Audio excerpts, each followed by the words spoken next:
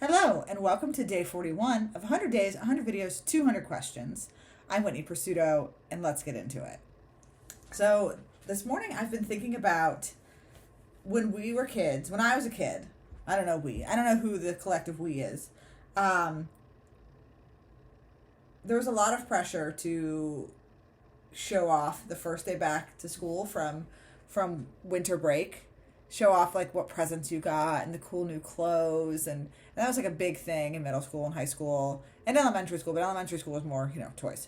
And so now I try and like maintain that level of excitement for my kids. Like my 7-year old got a hoverboard and she's been like thrilled and wants to show all of her friends, and I know she's going to go back to school and just be talking up this hoverboard, and like that was exciting to me. And I think part of it was because when I was a kid, I was never the kid who had the really big exciting present. We just didn't have the means for that, except for the year that we got a Nintendo 64. That was pretty sweet.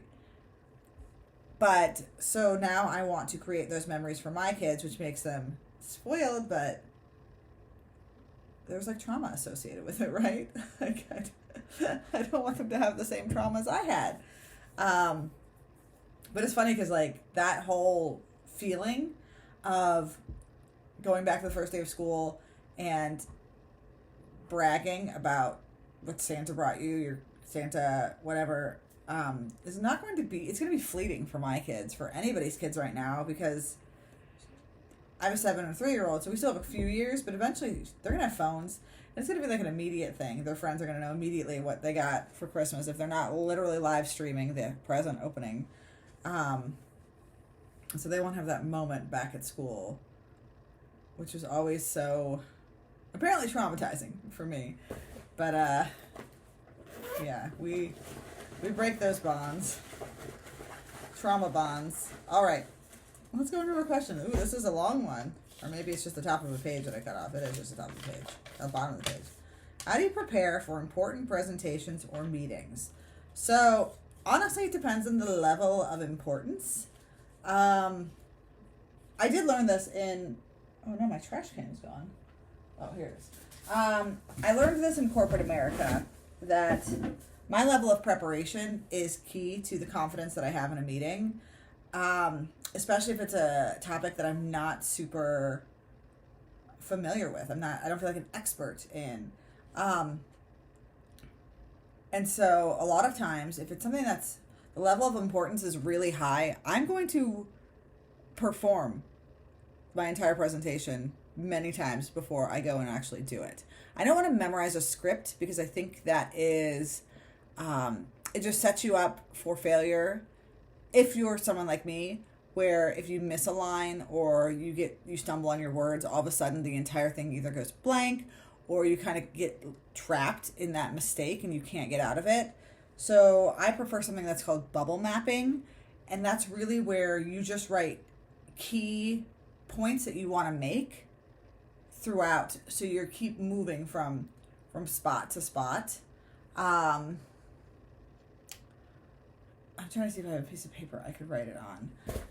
So I wish I had a little whiteboard. I do have a whiteboard, but it's got a bunch of stuff on it. So bubble mapping looks kind of like this. Grab a marker.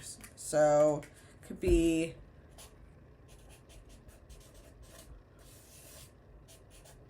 you can do it any way you want, whatever works for you, but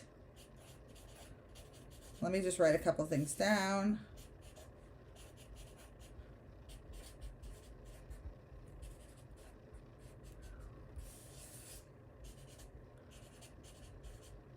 Okay, I don't want to get too far. So this is going to be backwards, and I don't know how to fix it. Sorry. So a bubble map could look like this. Like first I want to do an introduction. Tell me who I am. And I could put little bubbles here that would say like name, why you're here, your expertise. And then I would just know to be like, oh, my name is Whitney Pursuto. I'm here to speak on bubble mapping. And I have, 4 years of direct response copy experience, blah, blah, blah, blah, blah, whatever it might be. And then I'm going to talk about the problem. Whatever problem is for my presentation. And it doesn't always have to be a problem here. It can be whatever it is. If you're talking about World War II, this isn't going to say problem here, right? I guess I could say like conflict. And then for copy one, unique mechanism, like I'm going to introduce a unique mechanism. Then I'm going to explain why this unique mechanism works. And these bubbles can say anything. It depends on what your presentation is, but that will keep you on track and it will stop you from getting kind of like stuck on a mistake if you write out a full script. And you can write out a full script to begin with and then just break it down into bubbles. It's almost like a reverse outline, right?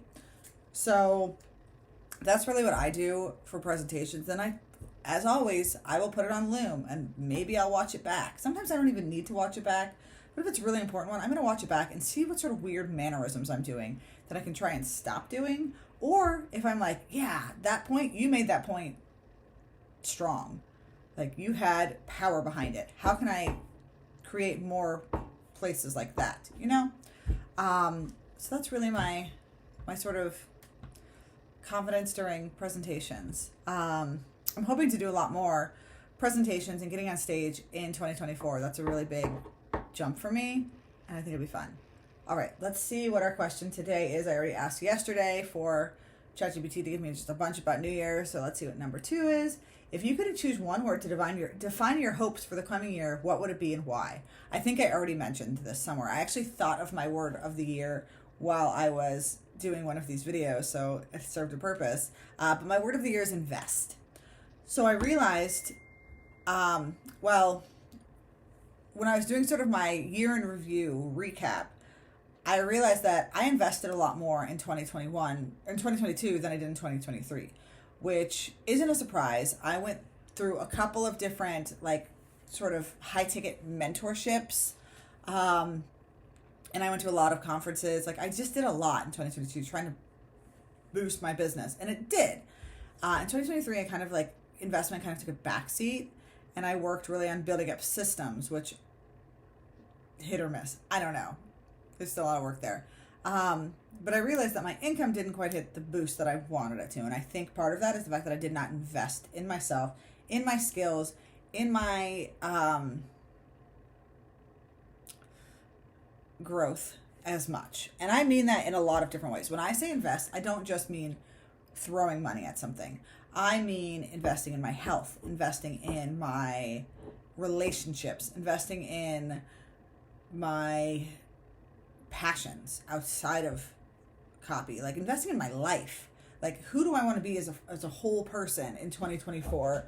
And what does that look like? Does that look like taking more rest? Like, do I need to invest in rest? Do I need to invest in things for my kids? Like spending more time, intentional time with them, intentional time with my husband, intentional time with my friends, like relationships. And it's not just money, but it also is money. Like, I want to invest on doubling my copy skills in 2024. Like, I want to be, like, insane. I just want to be so good. And to do that, I need to invest more. I'm just not there yet. And I can't do it on my own. I'm not somebody who's going to sit and read a bunch of books. That's just not the person I am. Which is funny because I do read a lot of books. But I like to read fiction. I don't like to read nonfiction. I just get kind of like, it loses my attention pretty easily. So that is what I am driving towards in 2024. Investing in myself in all sorts of different ways. All right. So this was day 41 of 100 days, 100 videos, 200 questions. As always, thank you so much for watching this 9 minutes, and I hope you have a great day. I will see you tomorrow for day 3 of these New Year's questions.